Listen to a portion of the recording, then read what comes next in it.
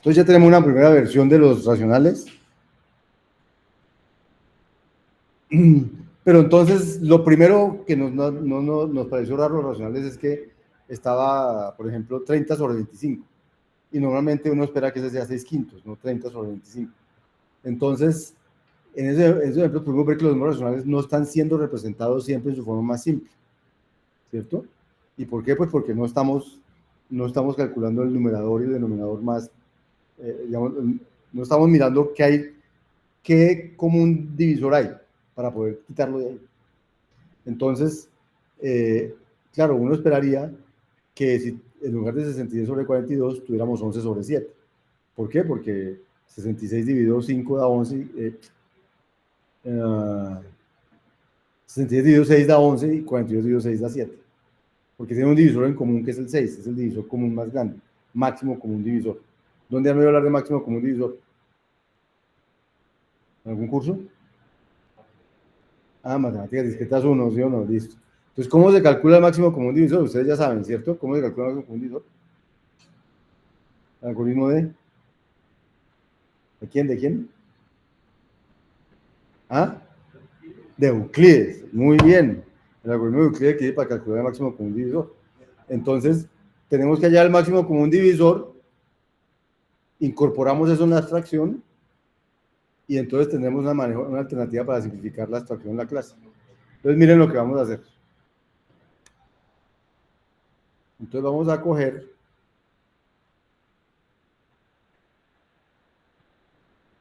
y vamos a definir internamente para la clase racional una función que se llama el máximo común divisor de A y B.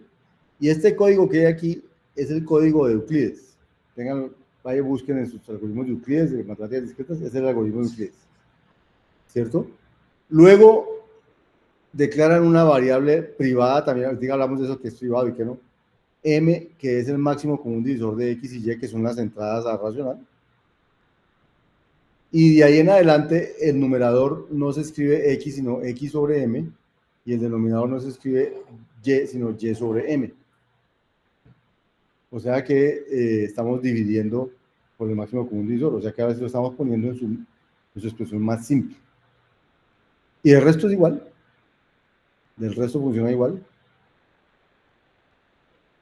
Del resto funciona igual.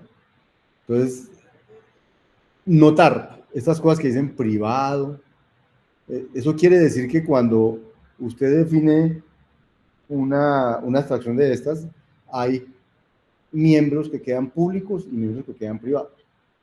Cuando un miembro es privado, solo se puede usar desde dentro de la clase. Cuando un miembro es público, alguien de tipo racional, si yo tengo R de tipo racional, podría llamar a MSD, pero como no es público, no lo puedo llamar. Solo puedo llamarlos públicos. Público quedó numer, público quedó enom, lo que no quedó privado. Pero privado quedó MCD y este M, quedaron privados. ¿Listo? Esto se llama control de encapsulación, de acceso, de encapsulación. Y la otra cosa importante es una cosa que se llama la ligadura dinámica, que es que, fíjense que este suma dice numer por R de nom. ¿Quién es numer? Este numer. ¿Y quién es de nom? Este de nom. Pero uno podría, hay momentos donde es importantísimo decir es dis, mejor dicho, aquí donde dice numer, realmente es como si dijera dis.numer, solo que como azúcar sintáctico usted no lo pone y él se lo pone por debajo, para que uno nunca se confunda. ¿Por qué? Porque es el numerador de esta abstracción y es el denominador de esta abstracción. Entonces, como azúcar sintáctico, Scala le permite no poner el dis explícito, pero realmente hay un dis explícito allí. Ese dis es lo que llaman ligadura dinámica en los lenguajes orientados a objetos. ¿Listo? Y se refiere a mi propia, a mi instancia. Bien. Entonces, dicho eso, vamos a poner a funcionar esta definición de racional.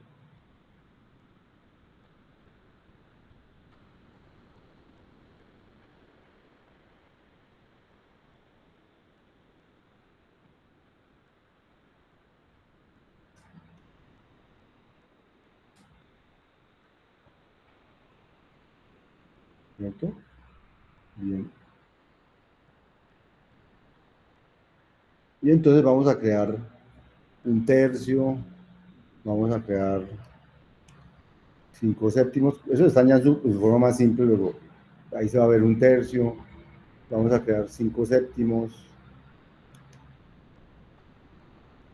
ahí no vamos viendo ningún cambio porque siguen siendo los mismos, vamos a crear 3 medios, ahí tampoco vamos a hacer un cambio porque eso no tiene un cambio, pero digamos que ahora vamos a coger a x, sumarle y y a eso multiplicarlo por z.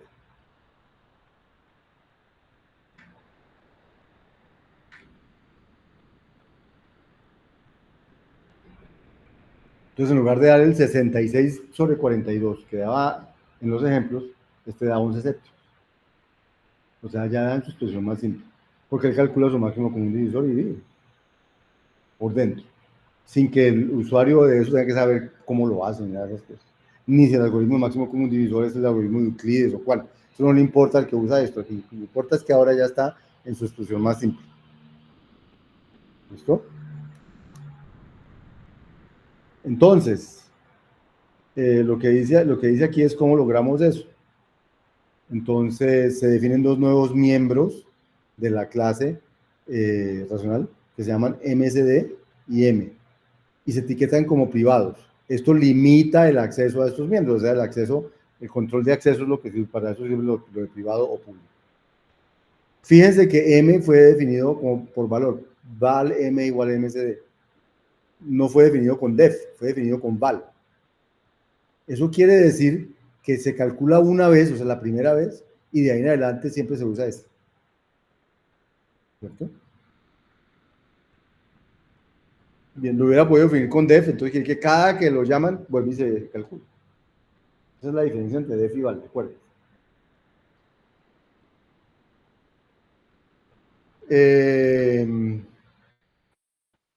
Uno haya podido no definir, ¿para qué definió una función que no va a usar casi? ¿Para qué definió val?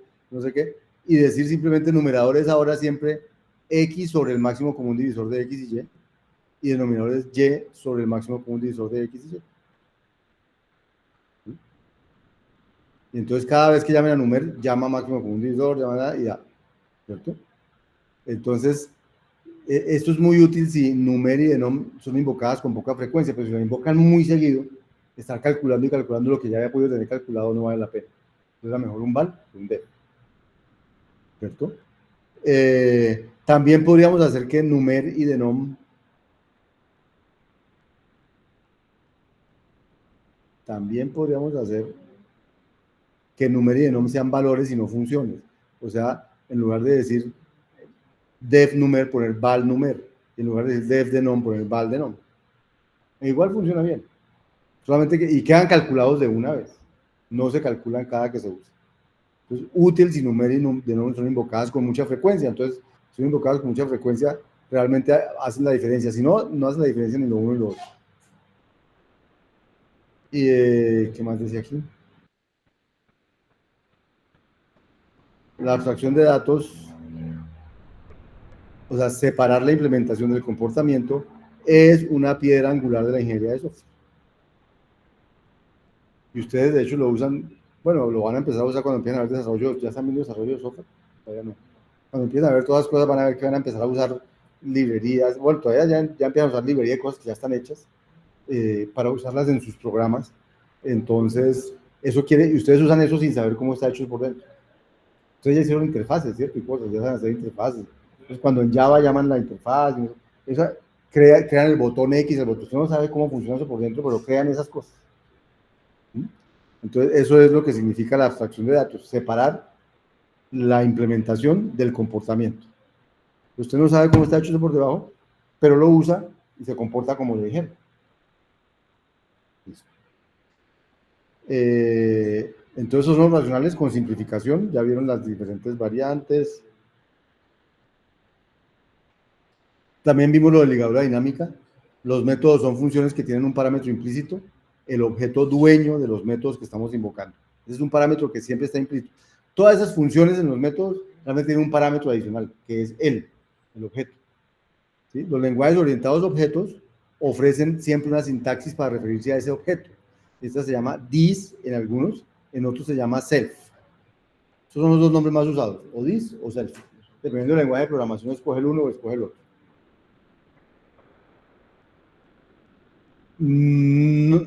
O sea, el this y el self son apuntadores al objeto, sí, pero, pero son el apuntador a ese objeto, no es cualquier apuntador. ¿Sí? Pero sí, this y self, o mejor dicho, cuando usted decía aquí R igual, ¿qué era R? R1 era que llamamos aquí, R1, R2, R3. Cuando yo digo R1, realmente, ¿qué es? ¿Será que R1 tiene eso así o R1 es una punta? O sea, uno no se da cuenta que es eso, pero R1 realmente es un apuntador del sitio donde está el objeto. ¿Sí? Bien. Entonces, a esa referencia, this o self se reconoce como ligadura dinámica, porque los lenguajes de programación deciden a qué se refiere this durante la ejecución. O sea, estas cosas, cuando compilan, él no sabe quién es el this. O sea, cuando yo compilo, o cuando esta cosa compila la clase racional, que dice racional es multiplicar es hacer esto, sumar es hacer esto, pues él no sabe quién es this porque no hay objetos que estén llamando eso. Está guardando es cuál es el método, pero no quién lo va a aplicar. Entonces, él solo puede saber, es en ejecución, quién es el this. ¿Sí? Cuando dijo R1 punto, ¿cuál fue el que pusimos? X punto suma punto. Aquí supo que esta suma va a ser del objeto X, pero del X que queda ahí. Eso no lo puede saber en compilación. Solo lo puede saber en ejecución. Porque en ejecución fue que yo creé X igual a new no sé qué. Entonces, este suma es de X y para este suma, this va a ser X. Pero si aquí hiciera otra suma, para esta otra suma, this va a ser el resultado de esto, no va a ser X. O sea, this no siempre significa lo mismo. Significa el objeto. Entonces se llama ligadura dinámica porque se sabe en ejecución qué significa, no en compilación. ¿Listo?